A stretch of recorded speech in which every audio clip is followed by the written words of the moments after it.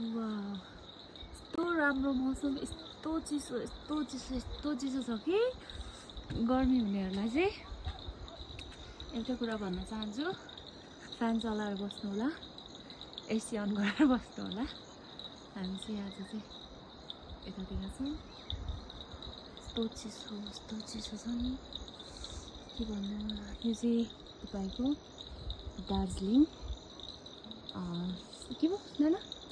सुकिया पुलुङदुङ है पुलुङदुङ बस्ती हो यो चाहिँ जहाँ चाहिँ मेरो माइली दिदीको घर रहेको छ अनि म चाहिँ यहाँ यसरी आएको छु अनि यहाँ चाहिँ मेरो छोरी र मेरो दिदी घुमाइ छ यस्तो छ हो यस्तो राम्रो छ नि यस्तो चिसो छ नि फेरि बेबी बेबी ममा चिसोमा खुब मजा आउँदैछ यप भन्दै यस्तो तपाईँहरू चाहिँ यहाँनिर देख्न सक्नुहुन्छ क्या यस्तो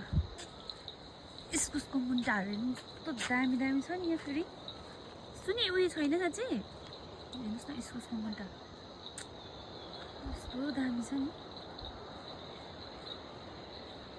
यस्तो छ कर्सन चाहिँ यता पर्छ यता थाहा हुनेहरूलाई चाहिँ भनिदिएको अहिले हामी यति नै